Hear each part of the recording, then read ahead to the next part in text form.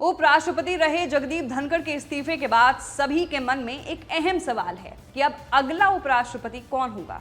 बात इसी मुद्दे पर होगी। दरअसल जगदीप धनखड़ के उपराष्ट्रपति पद से इस्तीफा देने के बाद से नए उपराष्ट्रपति को लेकर अटकलों का जो बाजार है वो गर्म है।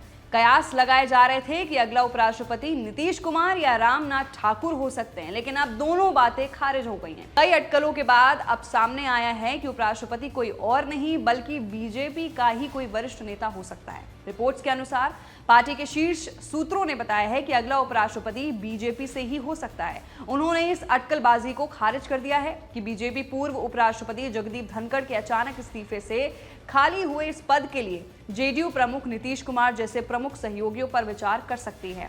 इससे पहले जेडीयू नेता और केंद्रीय मंत्री रामनाथ ठाकुर और बीजेपी अध्यक्ष जेपी नड्डा के बीच हुई मुलाकात ने अटकलों को हवा दी थी कि वो इस पद के लिए चुने जा सकते हैं। बीजेपी नेताओं ने यह भी कहा कि पार्टी ने उपराष्ट्रपति पद के बारे में जेडीपी नेतृत्व से कोई बात नहीं की है। चुनाव आयोग ने उपराष्ट्रपति चुनाव की तैयारी शुरू कर दी है। चुनाव आयोग ने एक प्रेस कॉन्फ्रेंस में यह भी कहा है कि औपचारिकताओं के बाद चुनाव कार्यक्रम की घोषणा की जाएगी।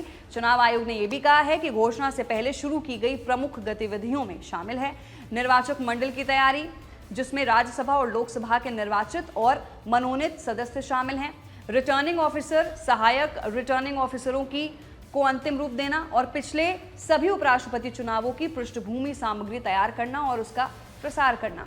विपक्ष ने अभी तक इस शीर्ष पद के लिए किसी का नाम नहीं प्रस्ताव में रखा है। अतीत में 16 उपराष्ट्रपति चुनावों में से केवल 4 ही बिना किसी मुकाबले के हुए थे, इसलिए विपक्ष बाद में किसी नाम की घोषणा कर सकता है। तो फिलहाल के लिए अभी तक ये बहुत ही बड़ा सवाल है कि अगला उपराष्ट्रपति आखिर कौन हो सकता है।